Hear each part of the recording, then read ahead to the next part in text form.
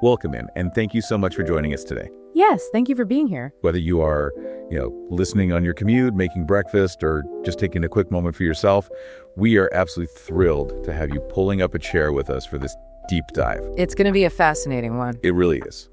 Imagine a city where you can touch 2,500-year-old Iron Age graves in the morning, right? Then scare up at a gravity-defying bronze man on a tightrope at noon. Which is wild to see in person, by the way. Oh, I bet. And then end your day on a beach made from like 500 truckloads of imported coastal sand. And all of this is sitting right in the shadow of a 600-year-old military fortress. Yeah, the contrasts are just incredible. So today we're exploring the city of Czestochowa in southern Poland. And if you recognize the name, it's almost certainly because of its reputation as a massive pilgrimage destination. Right, that's the headline everyone knows. Exactly. But the reality on the ground, based on the stack of sources we've been going through, is so much stranger and more multi-layered than, the standard travel brochure narrative. It truly is. When you strip away the surface assumptions and really dive into the historical records and the local art archives, this profound paradox emerges. Yeah. You're looking at a place where ancient history, sheer national survival, surrealist street art, and just highly audacious urban planning all collide in the exact same geographic space. And just to set the parameters for you right out of the gate, we are looking at this city purely through the lens of historical fact, culture, and curiosity. Absolutely. We're leaving modern politics entirely at the door today. Our mission is simply to understand the mechanics of this place. We want to know why this city carries such an immense psychological weight, yet manages to feel so creatively alive. And to understand that, you really have to start at the undisputed anchor of the city, which is Jasna Góra. Which translates to Bright Hill, right? Yeah, yes, Bright Hill. But looking at the blueprints we have in our sources, calling it just a church or a monastery feels, wildly inaccurate. It's a fortress. It is a fortress in the most literal, tactical sense of the word.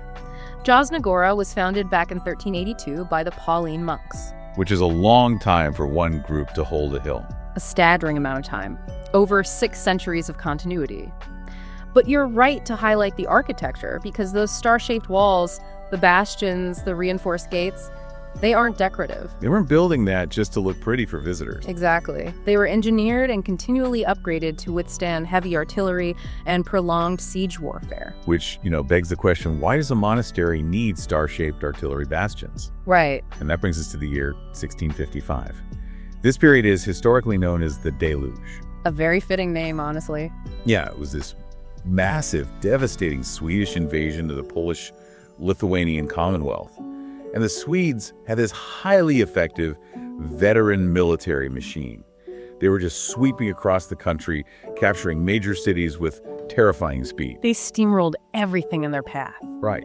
And then you have this vastly outnumbered force of monks and local nobility locked inside Jasna Góra. And I keep picturing them just praying in the chapel while mercenaries did the actual fighting outside. Well, that's a really common misconception, but the reality was much more gritty. Really? Yeah, the prior of the monastery, Augustine Kordecki, he actually directed the defense himself. A monk directing a military defense. Exactly. The monks themselves were manning the walls alongside a small garrison of soldiers.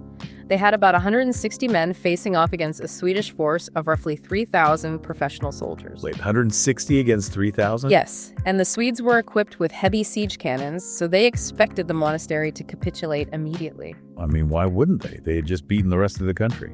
But they didn't capitulate. They held them off for 40 straight days. In the middle of winter, no less. That is insane. Tactically speaking, how does a monastery beat a professional 17th century army? It came down to a mix of superior defensive engineering, those incredibly thick walls we talked about, and just the psychological sheer will of the defenders. Wow. The star-shaped bastions allowed them to create overlapping fields of cannon fire.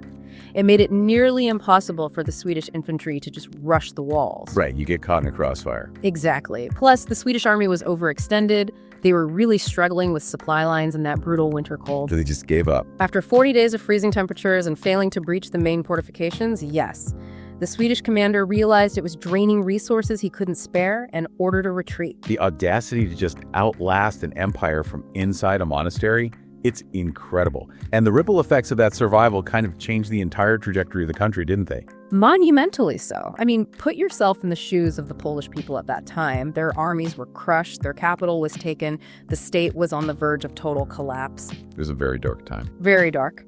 And then word spreads that this small monastery somehow repelled the unbeatable Swedes. It wasn't viewed just as a tactical military victory, it was perceived as a genuine miracle. A literal act of God. Right.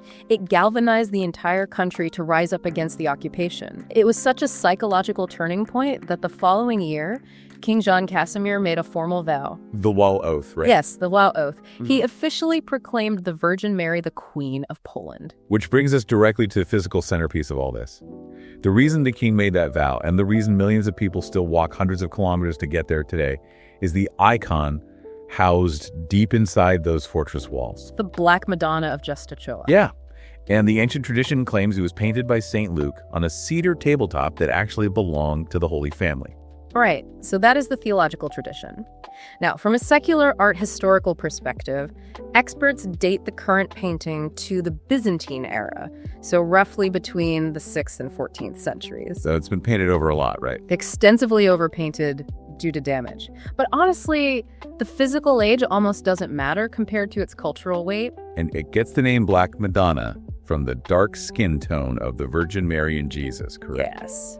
That rich, dark patina is a result of the original Byzantine painting style, but also centuries of exposure to candle smoke from millions of pilgrims, plus the darkening of the specific binding agents they used in the paint. If you read the accounts of people who visit the chapel where it's kept, the sensory experience sounds overwhelming. Oh, it is. It's kept behind this incredibly ornate screen of silver and ebony. And several times a day, they perform a ritual unveiling. The fanfare is quite something. They raised this heavy silver cover, and there was a literal booming trumpet fanfare in the room. And the accounts describe how the air just shifts. Even tourists who are purely there for the architecture find themselves falling silent. Because when you stand in that room, you're at this exact nexus where spiritual belief and the historical trauma of an entire nation converge. It ceases to be just wood and paint. Right. It operates as the psychological anchor of Poland. There's a very specific, visceral detail on the face of the Madonna that I think explains this better than any textbook could. The 2 slashes on her right cheek. Exactly. See, my instinct, if I were a museum curator or a priest, would be to restore the painting to absolute perfection. Like, you have this priceless sacred object. Why would you leave it looking damaged? Well, the history of those slashes answers your question. In 1430, a band of Hussites and local robbers raided the monastery. Correct. They looted the chapel, stripped the icon of its jewels, and threw it to the ground. And during the chaos, a raider struck the painting with a sword, leaving those deep cuts on the Virgin's face. So how did they try to fix it? The monks took the painting to the royal court in Krakow for restoration. And the restorers tried repeatedly to paint over the slashes. But according to the chronicles, the new paint kept peeling off. They just wouldn't stick. Right. It kept revealing the scars underneath. From a modern perspective, it's highly likely this was a technical failure. They were trying to apply tempera paint over an older encaustic or wax-based medium. Oh, so the mediums were just rejecting each other. Exactly. The tempera wouldn't adhere properly. So they eventually just gave up and left the scars visible. Well, more than just giving up, they chose to highlight them. They eventually filled the cuts with a red pigment to make them stand out. Wow. They highlighted them in red. Yes. And if we look at the psychological mechanics of why that matters to the listener today, it's profound. Through the partitions of Poland, when the country was wiped off the map for 123 years, through the horrors of World War II, and through the communist era where the state actively tried to suppress religious identity, this scarred icon was a symbol of enduring resistance. So by leaving the scars, the painting is basically saying, I've been attacked, I've been broken, but I'm still here. Exactly. It mirrors the nation itself. That concept, carrying your scars out in the open, it doesn't just stop at the monastery walls. It bleeds right into the modern streets of Czestochowa. It really does. Which brings us to an incredible visual pivot in our deep dive. If you leave that heavy, solemn atmosphere of the chapel and walk down into the city center, your brain expects the environment to match, right? You expect very conservative, traditional religious art everywhere. Exactly. But then you look up in the old market square, and there is a man in a suit balancing on a tightrope, completely defying gravity. A bronze statue of a man suspended in the air. It is stunning. It genuinely looks like a glitch in physics. This is the permanent exhibition by the artist Jerzy Kadziora. Right. He has 14 of these balancing statues suspended on ropes high above the square. It's the largest outdoor exhibition of his work in the world. But mechanically, how does a heavy bronze statue not just flip upside down and hang from the wire? It requires a masterful understanding of physics and the center of mass. Kadziora meticulously designs these sculptures so that their center of gravity falls precisely on or slightly below the wire. Oh, I see. He often uses hidden counterweights in the figure's limbs or props. The result is that they don't hang, they truly balance, and because they're only tethered by that one point of contact, they actually move and sway when the wind blows. It's like a performance. Exactly. The city refers to it as a mimic theater. And sitting right in the center of this aerial spectacle is a figure called Czestoch, which ties back to the city's founding myth. But surely there is a clash here, right? What do you mean? Well, you have pilgrims arriving for a deeply solemn experience, and they're met with this bizarre, surrealist tightrope act. Yeah. Does the city embrace this contrast, or are these just two separate worlds ignoring each other? No, they absolutely embrace it because the surrealism is a coping mechanism for the heavy history. Oh, that makes sense. Think about what a balancing statue represents.